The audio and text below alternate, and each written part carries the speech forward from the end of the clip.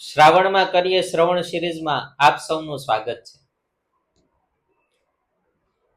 આપણે ગીરના અતિ પ્રાચીન સ્થાનો એવા મહાદેવોના દર્શન તો કરીએ જ છીએ, તો સાથે સાથે એક સુંદર વિચાર એવો પણ આવે છે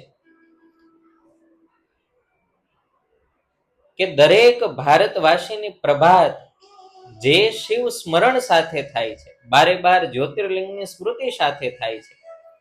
સૌરાષ્ટ્રે સોમનાથમ ચ શ્રીશૈલે મલ્લિકાર્જુનમ ઉજ્જયિન્યામ મહાકાલમ ઓમકારમ મમલેશ્વરમ પરલ્યામ વૈદ્યનાથમ ચ ડાકિન્યામ ભીમાશંકરમ સેતુબંધેતુ રામેશમ નાગેશમ દારુકાવને વારાણસ્યામ તુ વિશ્વેશમ ત્ર્યંબકમ ગૌતમી તટે હિમાલયે તુ કેદારમ ધુષ્મેશમ ચ શિવાલય. આ 12 જ્યોતિર્લિંગનું આપણે સ્મરણ તો કરીએ છીએ, પણ આ 12 જ્યોતિર્લિંગનો ઇતિહાસ આપણને ખબર છે?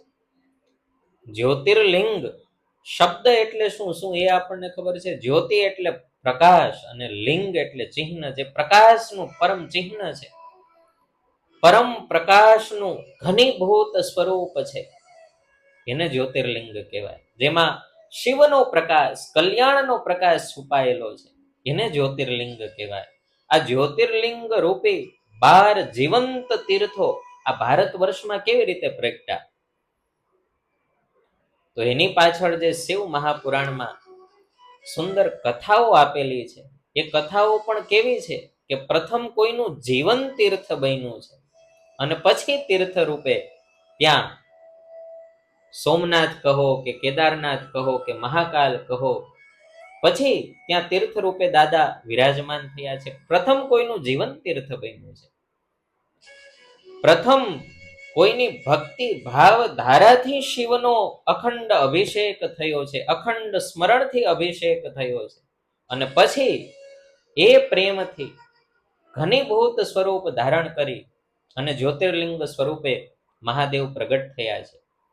આમ તો મહાદેવને પ્રિય તુલસી બાબા અને તુલસી બાબાને પ્રિય મારા મહાદેવ એ તુલસી બાબાની કલમ લખે, હરિવ્યાપક સર્વત્ર સમાના પ્રેમ તે પ્રગટ હોહી મે જાના.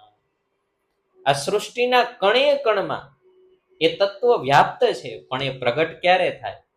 તો કે જ્યારે એવો પ્રેમ નિર્માણ થાય ત્યારે એ તત્વ પ્રગટ થતું હોય છે. કોઈ ભક્તોના પરા પ્રેમ સ્વરૂપે આ જ્યોતિર્લિંગ છે એ પ્રગટ થયા છે. આજે શિવ ભક્તિ આપણને સોશિયલ મીડિયામાં તો ભરપૂર દેખાય છે. રીલ્સની અંદર, સ્ટેટસોમાં કેદારનાથની તો આખી આમ અલગ જ વાત આજના યુવાઓએ કરી નાખી છે. આપણને એવા સમાચારો પણ છાસવારે જોવા મળે છે કે માત્ર આટલા દિવસોમાં યુવાનોએ કરી 12 જ્યોતિર્લિંગની યાત્રા. સારી વાત છે. ભારતવાસીઓનો તીર્થો પ્રત્યે નો પ્રેમ કંઈક અનેરો છે, પણ એ તીર્થોમાં જ્યાં આપણે જઈએ છીએ ત્યાં કેવી રીતે કોના જીવન તીર્થથી એ જીવંત તીર્થનું નિર્માણ થયું છે, જો એ પણ ખ્યાલ હોય તો એ તીર્થોમાં જવું એ ખરેખર સાર્થક થઈ જાય, સફળ થઈ જાય. એ તીર્થ આપણને ફળે માટે આપણે પ્રયત્ન કરીશું. શ્રાવણમાં કરીએ શ્રવણ સિરીઝમાં કે આપણે 12 જ્યોતિર્લિંગ વિશે થોડી શિવ મહાપુરાણને આધારે સુંદર માહિતી પ્રસ્તુત કરવાનો પ્રયત્ન કરીશું. દર્શકોનો રાજીપો, પ્રસન્નતા અને આશીર્વાદની ઈચ્છા સાથે મહાદેવ મહાદેવ.